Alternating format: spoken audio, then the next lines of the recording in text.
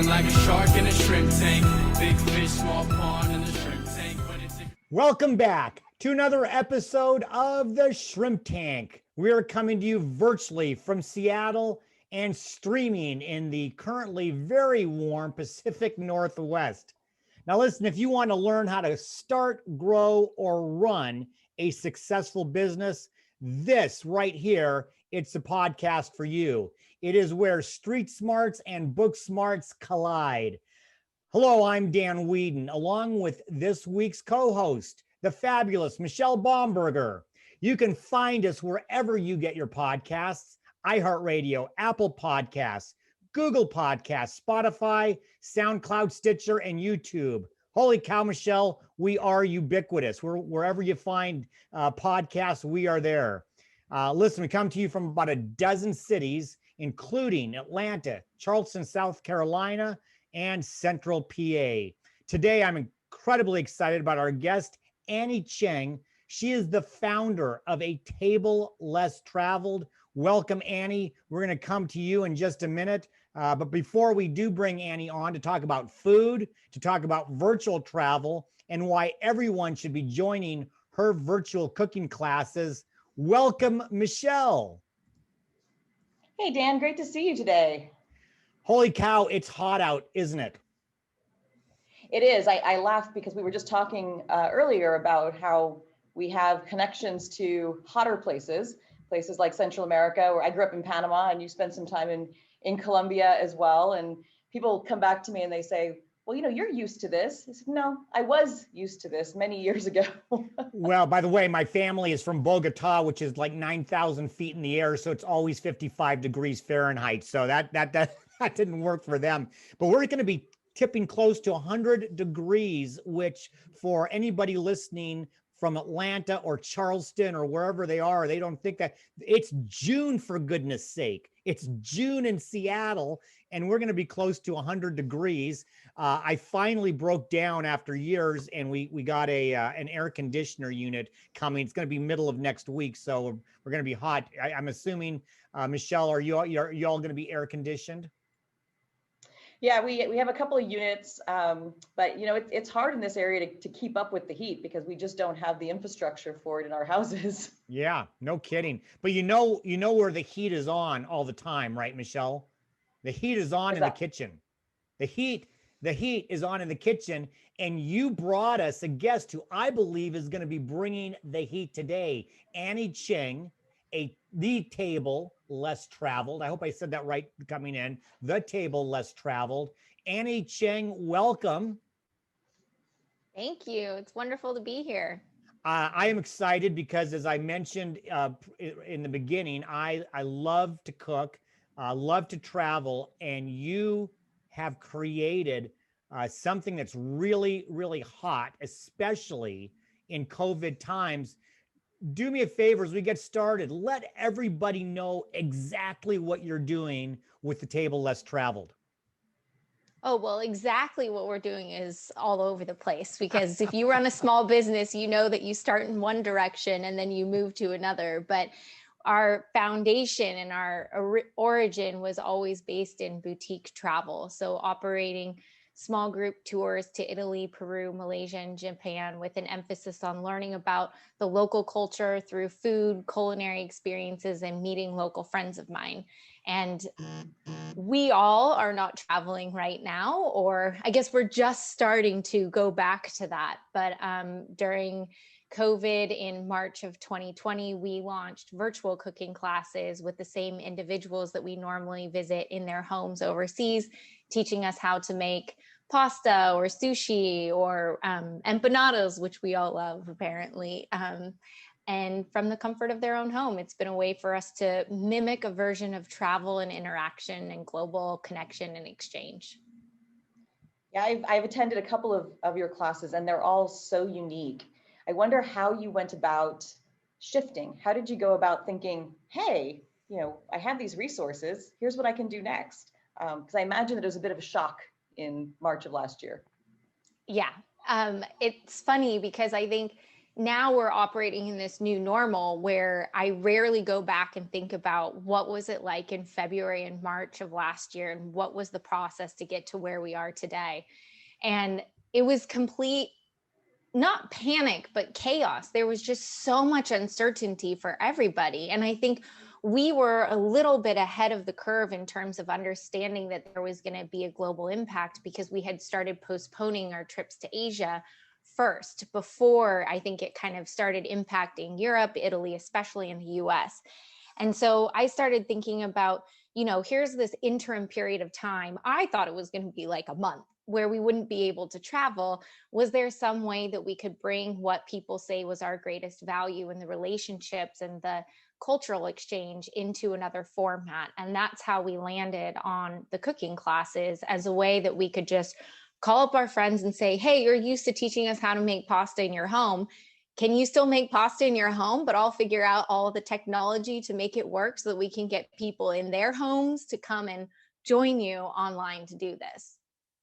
And I have to tell you, Annie, I actually think it's brilliant, and I really mean that. I watched the short video. It's about a 3-minute video, and it looks like it's newly minted on your website. And what really brought or caught my attention was the joy of the chefs in all of these different countries how important this was for their own business, because now they didn't have your groups coming in anymore.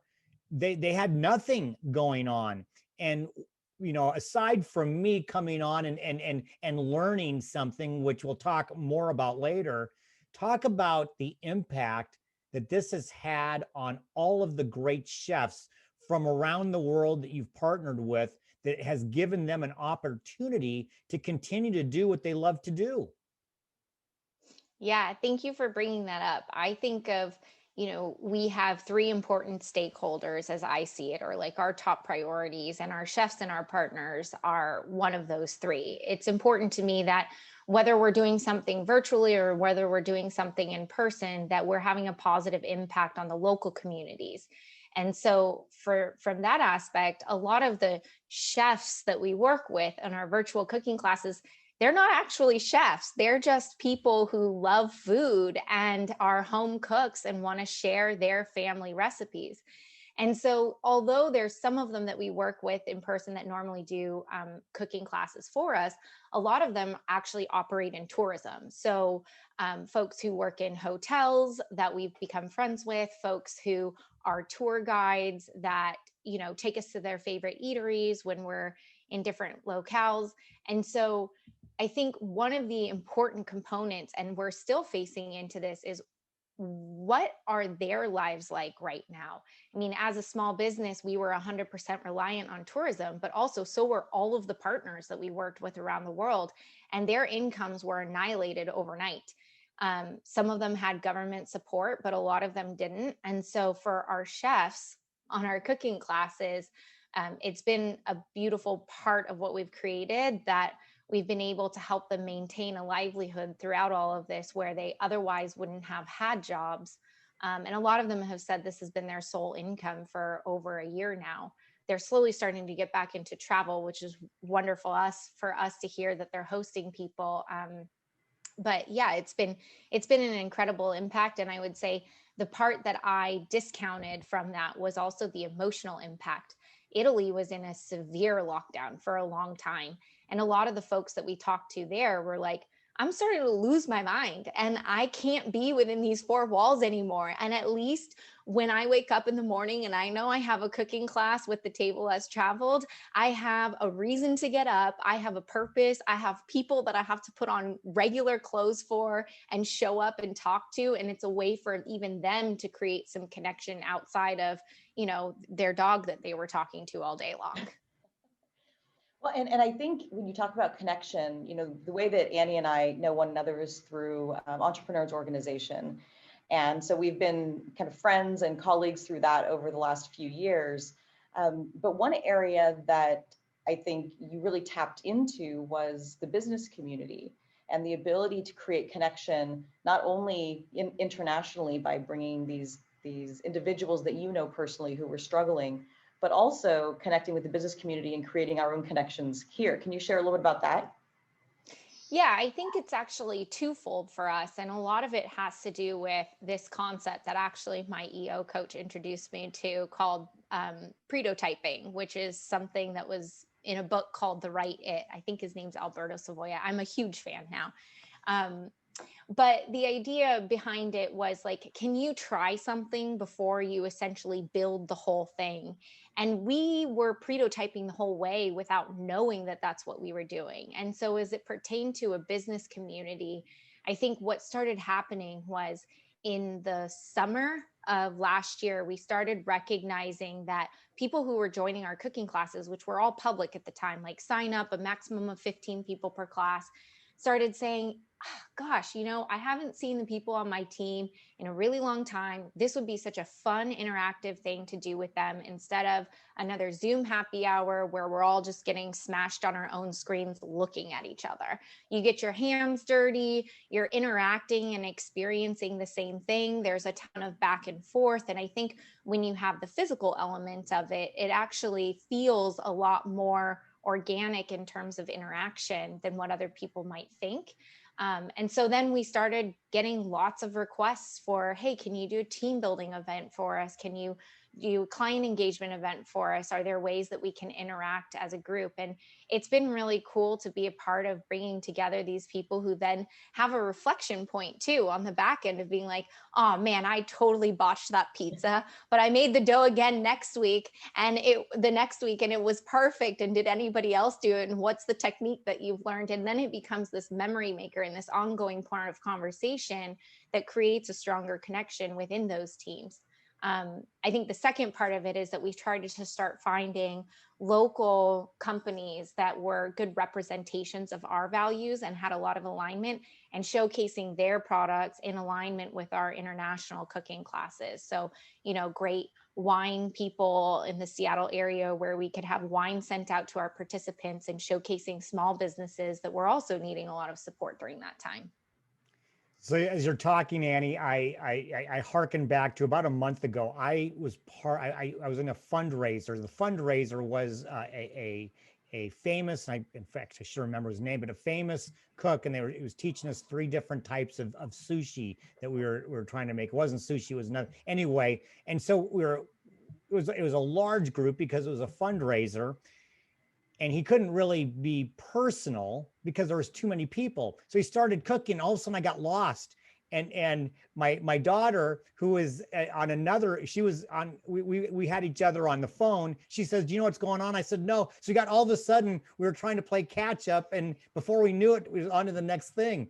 And so we had a good time. We laughed about it. But I got to imagine that in your situation, this is so personal that if somebody says, wait, could you repeat that? Or what did you just do? You have that opportunity as if they were standing 2 feet away to have that personal interaction so that everybody is taking part and having fun together.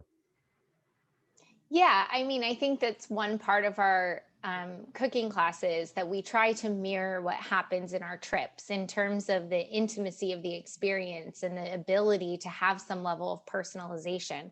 So our trips are a maximum of 12 people. In our public classes, it's a maximum of 15. And on our team building events, we really try to keep it for people up to 20 max, just because it creates the environment that you're talking about. When you're in a room of 300 people all trying to cook the same thing, and one person does very poorly and has no kitchen skills, it's like, it's really hard to pause 299 other people to catch them up.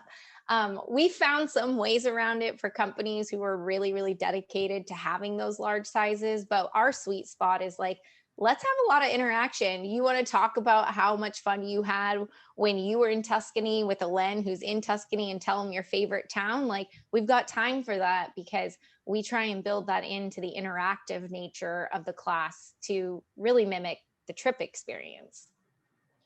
So you mentioned the opening back up, and so that's really exciting for those of us who love to travel, that there's some opening back up. And I'm wondering how you see kind of the future of the table less travel now that you've learned so much about what you can do without the physical travel. How does those two things combine for you? Oh my goodness. This is one of those things that's constantly on my mind right now of like, what is our vision? What is our strategy? How do we move forward in this space? And how do we be true to who we are and who we were, but at the same time evolve and learn from the things that have happened and evolve and learn to how travelers are now going to want to do things.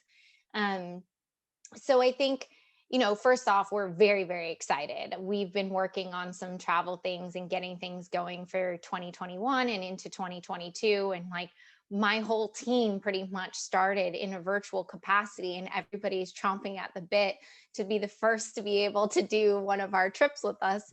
But I would say that, I think where there's an interesting point in the market in general and where we're trying to carve out what we do well is that there's this extraordinary demand for travel right now.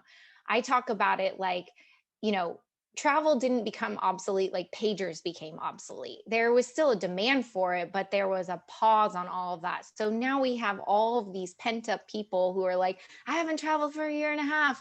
And on top of that, a lot of people who haven't spent any money on travel who have a much less price sensitive approach to what they're getting into, which is a good thing because most of the travel companies are increasing their prices across the board. It's just a matter of like, if you've survived for this for the last 18 months as a hotel and you've maintained your properties, they have to overcome some of that overhead with increased pricing. So I think where we stand in the travel market is that we're going to do our first foray back into travel in a domestic capacity, which we've never done before. And that for us is another version of the prototyping, where we think, doing something closer to home and that's a little bit shorter, a bite-sized version of what we do internationally, building community here, bringing to light stories of small communities, will help give us that first entry point to how safe is it for us? How safe is it for our travelers? And most importantly, how safe is it for our partners? I think a missed component of this that's often overlooked as I talk to a lot of people who are asking about when we're going to start traveling to Italy again is we're all excited as Americans who are getting vaccinated to go travel. They are not all vaccinated and they are not all comfortable with having a bum rush of Americans come for their summer vacation. So as excited as we are, I think there's also a responsibility for us to be really aware of and thinking about what's the impact that I'm having as an individual on the people who I'm visiting or the communities that I'm visiting in other countries. Well, we're going to take our first foray into our first commercial break to hear from today's Spotlight sponsors. And when we come back with our guest, Annie Cheng, founder of The Table Less Traveled, for our Hot or Not section of the show, we're going to find out what Annie thinks about pineapple. Don't walk away. We'll be right back with more of the Shrimp Tank. And oh, by the way, guess what? I'm filling in for our producer, Barb, today. So let's see how well I do. Your business is a valuable achievement, your livelihood and your legacy. Every day, you are asked to balance business opportunities and legal risks, but engaging legal adds complexity and expense. You deserve to experience business law the way it should be: practical, responsive, approachable, and transparent legal solutions to support your business in every stage. With Equinox Business Law Group's general counsel services, you get a corporate legal department tailored to your business needs. Let us tackle those contracts, HR, partnership, and IP issues so you can get back to your most important work, seamlessly moving your business forward. To learn more about Equinox's fixed cost, all-inclusive legal services, visit our website at equinox.law or email contact@equinoxbusinesslaw.com. Equinox Business Law Group, business law the way it should be. Well, welcome back to the Shrimp Tank, where we interview the best and brightest CEOs and business owners in the Puget Sound area and beyond. I'm Michelle Bomberger, and our guest today is Annie Cheng with The Table Less Traveled. And now for our next segment, Hot or Not. All right, so we're going to turn up the heat in the kitchen, the virtual kitchen today. Annie, we're going to pepper you. Michelle and I are going to pepper you with some questions regarding food, regarding travel, regarding life, entrepreneurship. You're going to tell us whether the concept or the topic is hot or not, and then why or why not. So, I know, by the way, at the end you win absolutely nothing. So hot or hot or not, pineapple on pizza. Not. I'm with you. Thank you, Annie. It's one of those things that I used to like as a child, but now that I travel to Italy, it's like all of my Italian friends would murder me if I said hot. That's So right. not. Yeah, I like All right, pineapple and I like pizza, just not together anymore. Well, when we were in Ireland, we had a tuna and corn pizza. That was a thing. So, all right, what's next? Hot or not? South American cuisine. Oh, definitely hot. What are the I'm areas gonna that you're I'm gonna seeing? follow up on that, Michelle. What is your favorite South American cuisine or dish that you've experienced? Okay, well, my favorite food in general is any meat wrapped in a carb because every single culture has one. And I think empanadas were one of my first loves when I was studying abroad in Chile. And I mean, you can find so many different varieties of empanadas, like we were talking about. So, everyone is a little bit different. I think that's probably my favorite. So what's the hottest? This is kind of a weird hot or not. What's the hottest thing that anybody who just enjoys cooking, I just enjoys being at home cooking. What's the hottest appliance or tool that they should have in their kitchen to make their life easier and to make better food? Can I have two? Yeah. One is a mezzaluna, which is like a knife-ish thing. It's called a half moon, literally in Italian. And it's like this knife-ish thing that's semicircular. So I use it to cut my pizza. I use it to chop vegetables. That's one. The second one may sound dumb, but it's saved me so many avocados, is an avocado saver. You like cut half of the avocado, the other half it saves it. You strap it in, like you're tucking it into I've never bed even at heard of night, that. and you put it back in your fridge. I've never even heard of that. Yeah, it's Oh, great for not wasting food. It doesn't great. go brown. It's perfect. Avocado saver. Look it up. I think I have one, but I might not have the one that works well. So I need to get your recommendation on that. I'll send you an Amazon link. Awesome. So we talked about your cooking classes. So hot or not, cooking classes for children. Hot.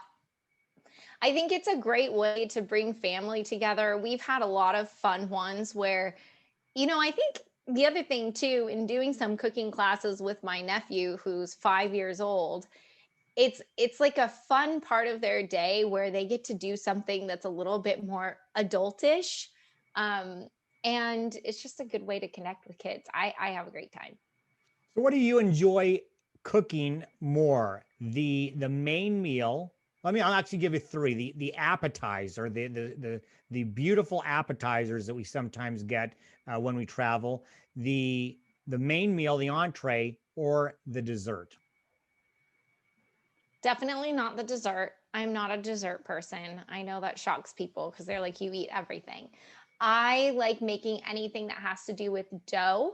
So usually the main course, because it's pizza, or at least in American style cooking, right? Like Right. pizza or Right. pasta or bread, it usually goes with the main course here. Nice. All right. Hot or not, cocktails or mocktails? Wait, which one's hot? I would say cocktails.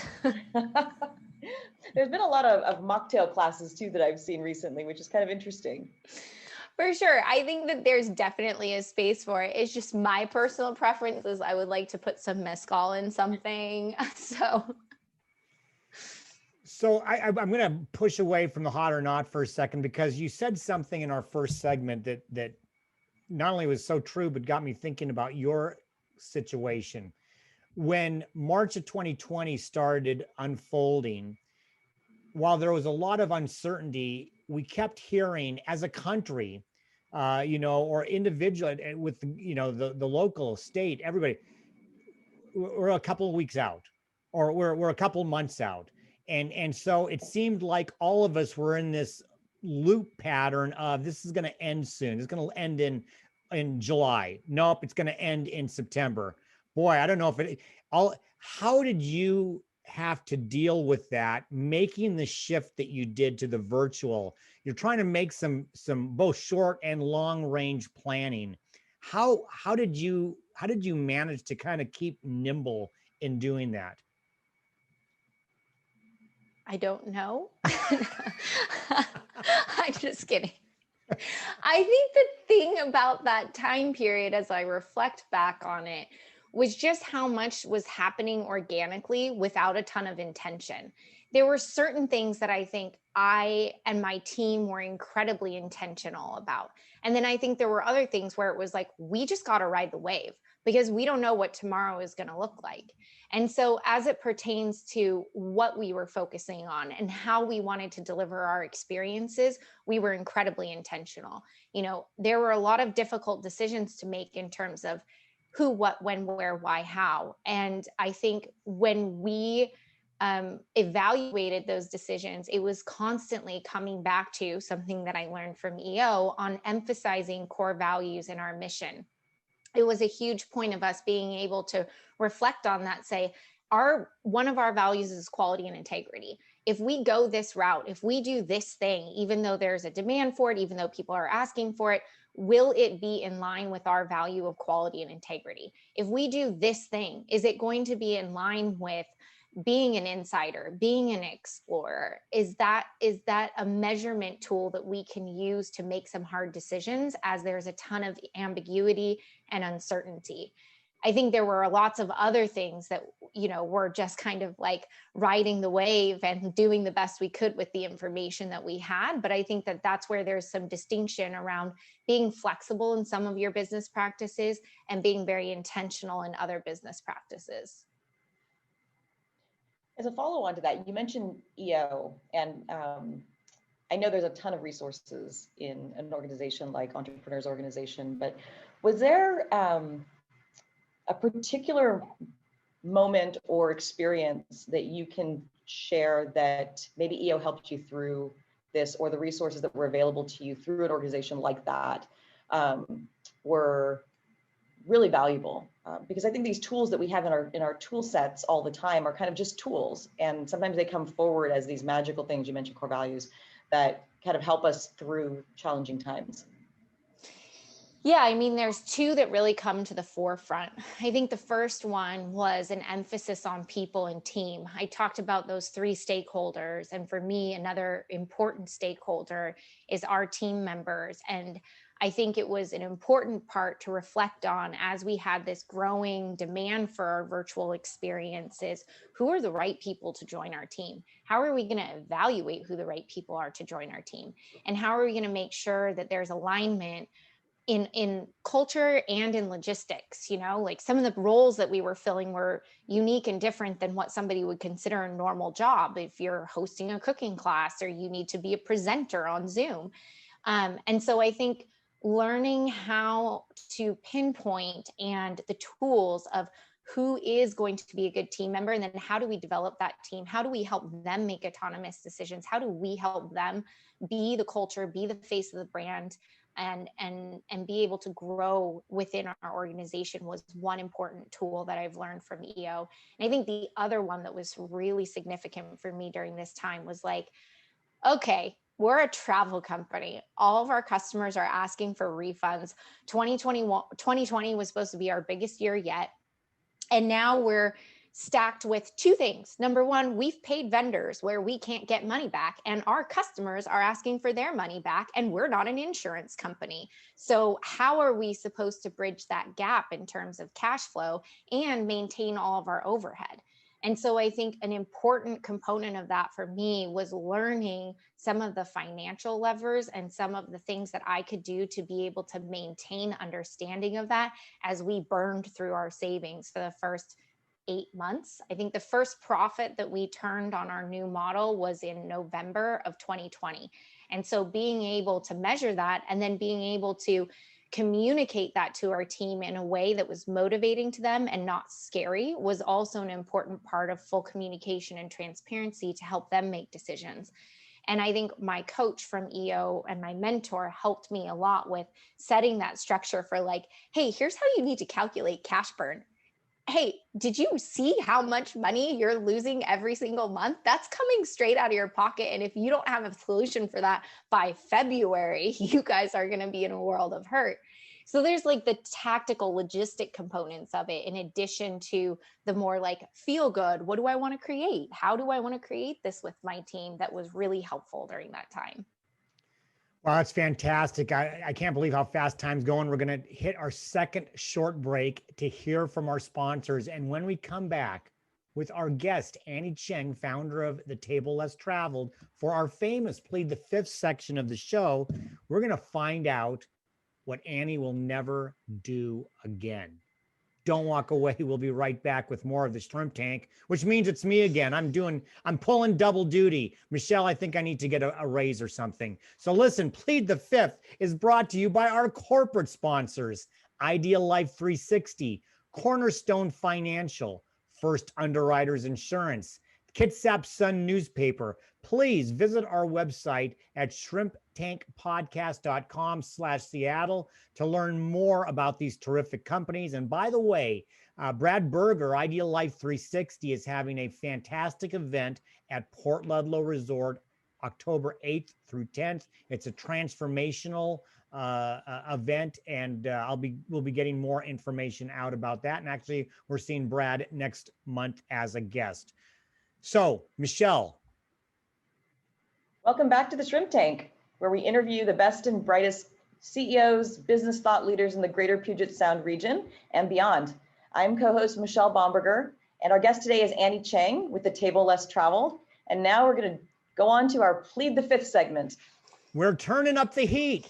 We're turning up the heat even more, Annie. We're gonna pepper you with more questions. And, at some point you might, I don't know if Michelle's going to advise you at any point to plead the fifth, but if she does, you can only get to do it once.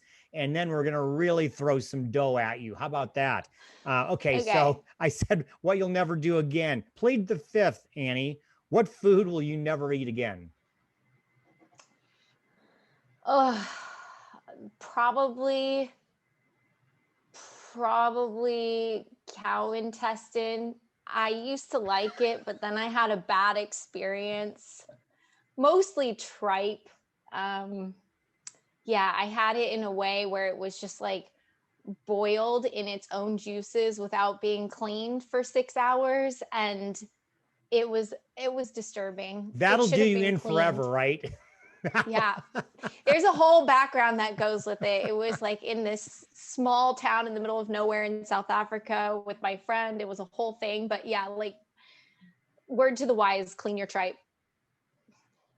Thanks for that visual too. That was great. No problem. So can you share the kind of craziest travel tour story that, within a couple of minutes? I think it's not that crazy. It's one of those things that along the way, if you run a travel company, you expect something to go wrong, but I just felt so awful. It was, I think, the second trip I'd ever run to Italy. There were 2 women on the trip in their late 20s who had been referred by a friend who had been on our first trip. And they were like, I've saved up for this trip for 2 years and I'm so excited. And one of them fell coming down the steps to the port in Sorrento for our welcome night dinner, literally 2 hours into our 9-day trip. And it was like a slow-mo. Like I saw her going down and I was like, no, but I didn't have enough time to run up the stairs and catch her. Anyways, she ended up breaking her foot, had to go to the hospital. We took care of everything. She was such a trooper. She was thinking about going home, but she ended up staying the whole trip and was just like, I'm going to do this. And it worked out fine, but it was one of those things where I was like, oh gosh. The slow motion fall. We've all experienced it. So tell me, Annie, you're at a dinner party, and I think we're all getting back to dinner parties at some place where we don't even have to have a mask. So you're at a dinner party and you're seated next to someone who you don't know. What's the first thing you say to them to try to create a real, genuine, get to know somebody type of a conversation? That's a very good question. I think I often defer to travel just because it's one of those things that, number one, indicates to me right away whether or not there's any connection with somebody. And everybody loves to tell stories about where they've been and what they've done. I can tell you that it's also a disqualifier right away if you have no passion around it. I went on a first date. You want to once sit with next to somebody else all of a sudden, right? Exactly. First date with somebody who was like, yeah, I don't ever really want to leave the US ever. And I was like, this isn't going to work. So speaking of travel, as we have been, what is the one place that's on your list that you haven't been to yet? I have a number of them. I would say that probably the first one is Turkey. I think that the culture seems so interesting and fascinating to me. And it seems like once you get outside of Istanbul, there's also a lot of really beautiful places to be discovered. And I imagine there's a ton of smaller communities where you can meet people just by happenstance and share a meal with them and hear stories that are significantly different than what my life is like. All right, Annie, I've been asking this question of everybody. It's going to be our first, for the first year, we're going to use the same question, kind of do a look back. So I know your love for cooking. I know your love for travel, but I'm taking that away from you. You have to start a new business based on a hobby that's not cooking and it's not travel. What hobby would you base a new business on? Oh my gosh. You are stumping me on that one. I'm trying to think. I don't know. I'm like, all of my passions have to do with food and I travel. see everybody else has their hobbies would be exactly what you're doing. So I thought this might be a tough question for you. Okay, I'll do this. Let me do this. If you couldn't travel, but you got to keep the cooking part of it, how would you turn that? Would you do a restaurant? Would you do a food truck? What would you do on the cooking side that didn't involve the travel? Okay, you give me two things here that I think one of them might pass and the other one probably won't. I did try to convince my dad to quit his company so that he could be the chef on my food truck like 10 years ago. And I told him that I would not pay him, but I would really appreciate it. And he turned down that offer. I was like, he makes this great, almost like Korean style pork. Then I made tacos out of it the next day. And I know that's all the rave right now, but I was like, wow, Dad, we could really not make money doing this. So Annie, before you go on, who could turn down appreciation? I can't pay you, but I'd really appreciate that. I'm shocked that he would turn that down. He's a wise man. And so what was the second one? The second one is something that I am actually considering figuring out how to do it, which is that I still think that there's a really interesting element of the artisan products from the people that we meet overseas. And so without actually traveling there, I think there's a way for us to bring in some of those unique items that are very small batch. You can't get them if you're here type of things, and creating almost like a global storefront for the really artisan products from the people that we love. So what food products could you not live without? Salt. 100%. Salt and pork. I really like bacon and sausage and all pork products.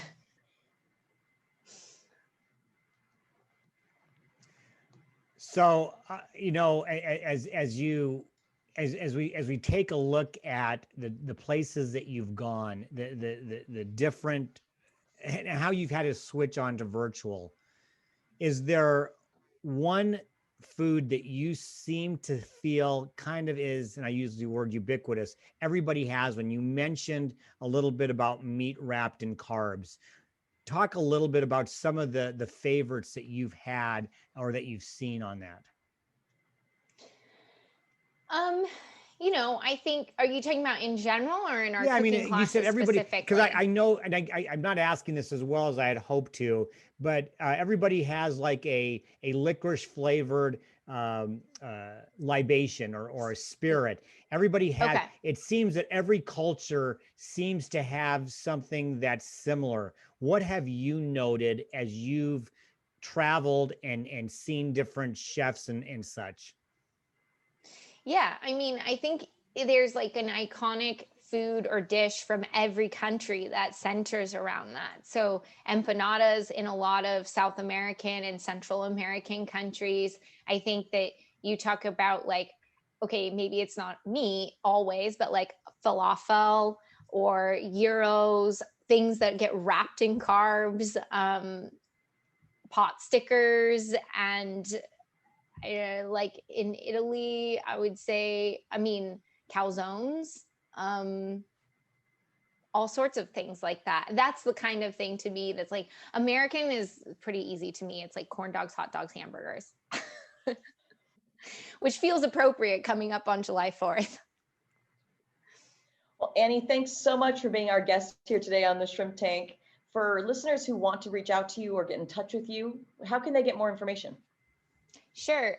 We are on Instagram and Facebook as The Table Less Traveled. And my email, anybody's welcome to email me. I will say I'm terrible at getting back to people, but I will eventually. It's Annie@thetablelesstraveled.com. Great, thanks. So listeners, make sure you check out all the replays at shrimptankpodcast.com/Seattle and wherever you get your podcasts, Apple, Google, Spotify. Please also follow our show on our social media pages at YouTube, Facebook, and Instagram. Annie, thanks for having been here. I can't wait to take my first virtual class, and I'm already scouring your website to do that. So I'm really looking forward to it. Michelle, thanks for joining me. I'm actually going to see you next week because our next show is going to be a special. Every fifth Wednesday of the month, we're going to do a host only show. And that's what we're going to be doing on Wednesday, June 30th at 12 o'clock on our Facebook page, live streaming. We'll have all the hosts on with a special topic that we will be talking about. So please join us. But in the meantime, please be safe, be well. If you're in the Pacific Northwest, stay hydrated, be prosperous, because until next week, the shrimp is back in the tank. So long. I've been feeling like a shark in a shrimp tank. Big fish, small pond.